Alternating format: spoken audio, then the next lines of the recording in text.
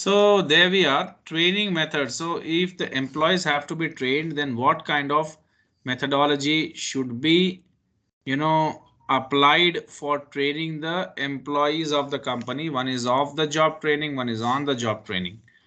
Off the job training, they can take any courses, internal or external. They can go for computer based training, they can go for e-learning via internet, they can go for case studies or role play, they can go for on the job coaching, observation, job rotation and apprenticeship. I think yesterday we have discussed about this. There's some question here. What are the pros and cons to the organization of sending people on off-site courses using an external provider? What are the pros and cons? I'll write some pros and cons here. You should answer. Please start. Access to specialist knowledge and skill for experts from experts. This is pro or con? It's the advantage. Okay, so it's a pro. So Yes. what it's like pro sending them to offsite courses. So what did you say? They can get Access to training from, specialists. yeah, from specialists. Yeah, they can get trained from specialists who are like experts in that, and they are freelancers and they can train. Specialist training. Then Can save hours of research and teaching and error, trial and errors. okay, then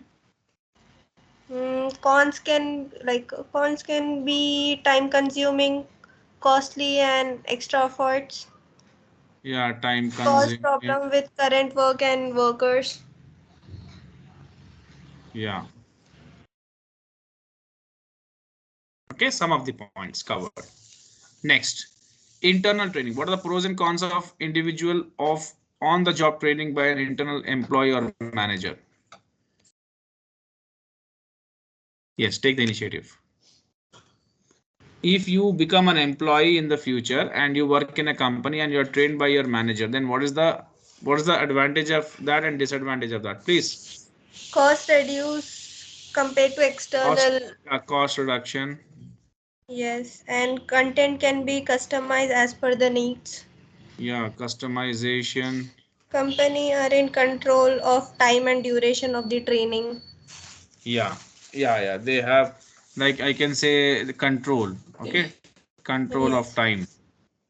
Cons. And it can be adding extra burden to company administration Extra to burden. like Yes. select the employee Yeah, who yeah. have the Understood. knowledge. Next. Mm,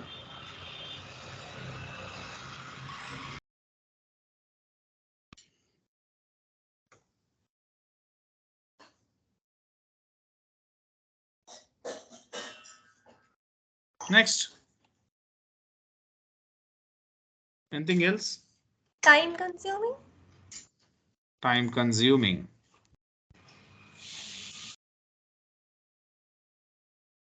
Yeah. Next comes induction training. Induction training is the process whereby a person is formally introduced and integrated into an organization or department. That means first introduction of an employee into a department is induction. Inductions should be an ongoing process that involves mentoring, coaching, training, and monitoring. Then comes responsibility for training and development, responsible parties. So who are the ones who have to get trained? Trainee, HR department or training department is, and then line managers, manager. So responsibility for an individual's training is shared by several parties. First, trainee. Many people believe that ultimate responsibility for training and development lies with employer rather than employee, of course. HR department or training department centrally concerned with career development. Line managers responsible for identifying training needs, coaching staff, assessing competencies, and offering on the job training opportunities. Training manager reports to head of the HR department. These are all responsible parties for training purposes. Training managers responsibility. They are the ones who schedule the training, needs identification, they design the program, they take the feedbacks. They are the liaison. That means they are the ones who are intermediary or in between the departments and the managers. Okay. Evaluating training programs. See, definitely trainings happen. Whether the trainings which are given to employees are really of some use, or of some kind, or it is like kind of, you know, are they benefited with this, or is that of some good use to the organization, or with that training organization is, you know, getting some benefits, is what they have to see. So validation of training, observing the results of the course and measuring whether the training objectives have been achieved. Point number one. Evaluation of training, comparing the cost of the scheme against the assessed benefits. So cost to benefit ratio, the cost what they are spending and the benefits what they are getting out of it. This is what they will be doing under the evaluation. 5-level evaluation model. So the effectiveness of a training scheme may be measured at different levels.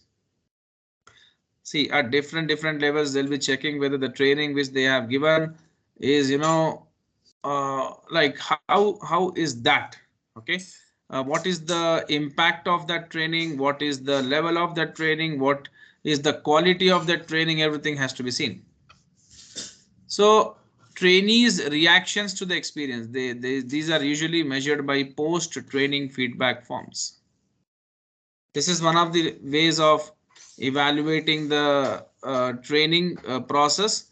If the feedback is very positive, then definitely that shows that the one who has been hired for training purpose has been very effective and handy. And then level 2. Trainee learning, new skills and knowledge, measuring what the trainees have learned on the course, usually by means of a test at the end of it. Yeah, see, trainees will say that they have learned something, they have imbibed certain skills and knowledge, but has to be checked whether how effective and handy that, or how well they have got trained.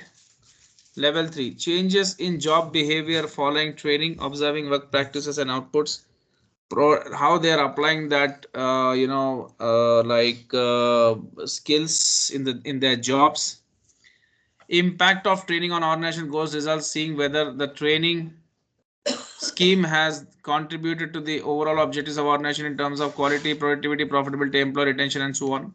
And then ultimate value, whether the impact of training,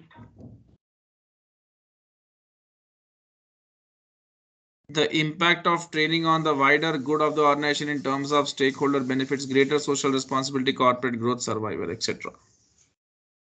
Evaluating and validating training, this you can do as a homework.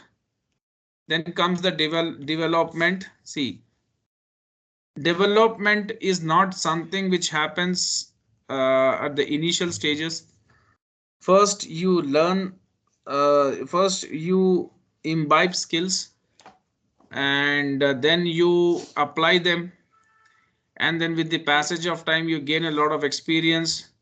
You do commit a lot of mistakes, you learn from your mistakes, and then you become very firm in that area of work in which you're performing. And one fine day you can check the development, what has happened, because you may be in a position to perform your work or activity with pinpoint accuracy, right? So what is development? A wider approach to fulfilling individuals' potential than training and education may include a range of learning experiences. Work experience of increasing challenge and responsibility, guidance, support and counseling, suitable education and training help to plan individuals' future. So this is not only related to training, but we are seeing here some learning experiences, work experience of increasing challenge and responsibility as the environment is changing. It's becoming more challenging, and we have to be more dynamic, adapt to that. Then guidance and guidance, support and counseling, suitable education and training, and help to plan individuals' future. Approaches to development include the following.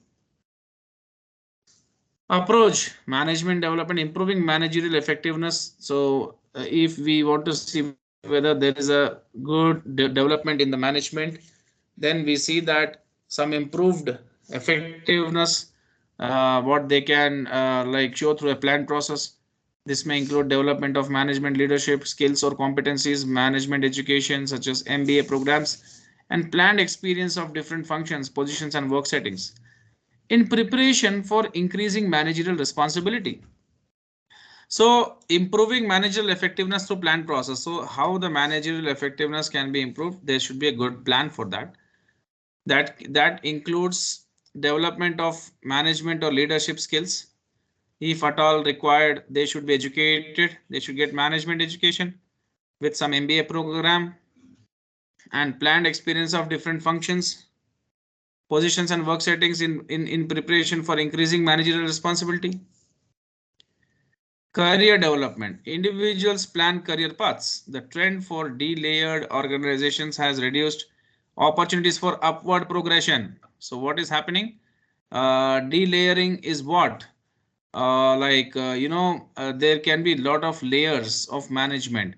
So de-layering, individuals plan career paths. The trend for de-layered organization. That means you don't want much of the staff in between. Okay. So like what is happening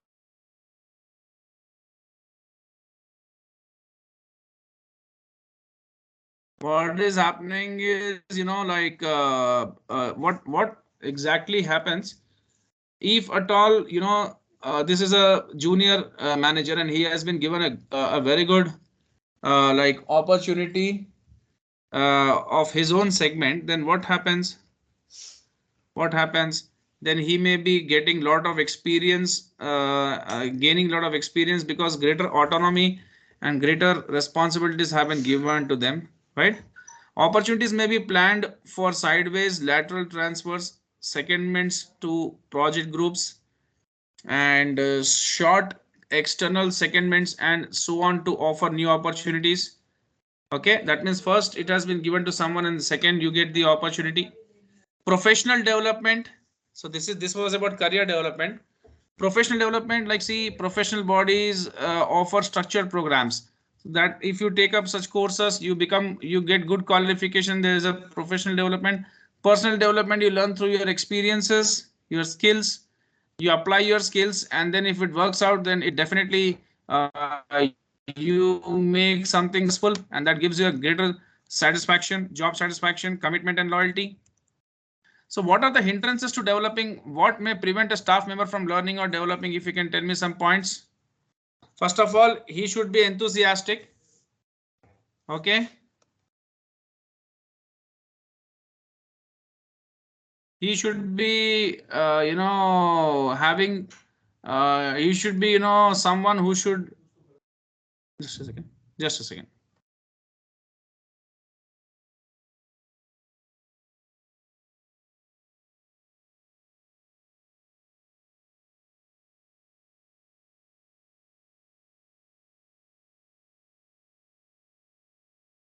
So first of all, he should be enthusiastic and he should be coming forward for that. Okay. Yeah, zeal should be, he should have zeal for that. Then second, what can prevent a staff member from learning or developing? Can give me some points. Hello.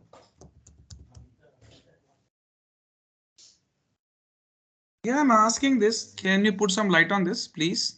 Hello. Yes, sir. We are thinking. Can you? Yeah, yeah. Okay, okay.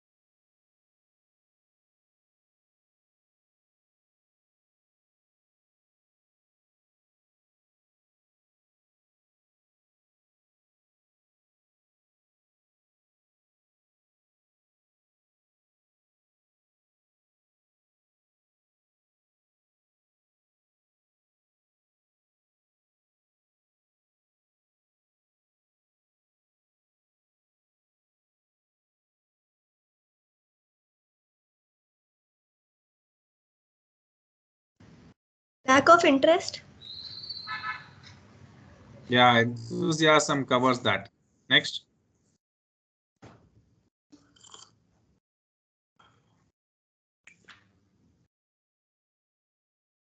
This covers. Okay, let's see. 90 rupees cars.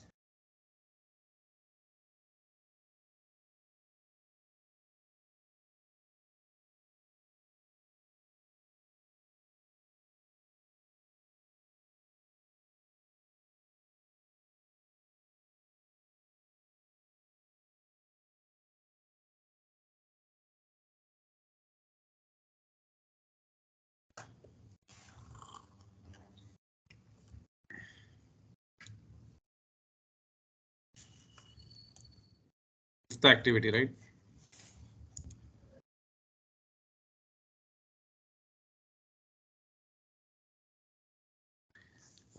I already explained lack of awareness, confidence, encouragement. This can be hindrances to developing. So we are done with this chapter as well.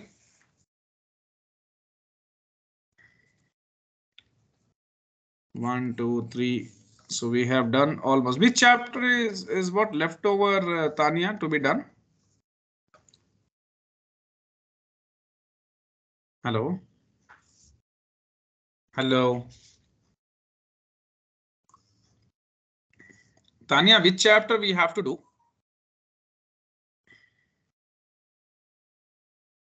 We have done half, right? So performance appraisal, personal effectiveness, and ethical considerations are 3 chapters. I think this is 14 pages. We can wind up this chapter by tomorrow. Performance appraisal will be done by tomorrow. Today is like Tuesday. Wednesday, Thursday, it's a small chapter. Friday. I think no, we need not do. I think, yeah, 3 chapters are there. So by this Friday or Saturday, this particular book will be done. Okay. Tanya, can you tell me which chapter is there? That half part? Tanya, are you online? Hello. Okay, fine. Then we will take up the session tomorrow. Is it all right? Yeah, this chapter. Hello. Okay.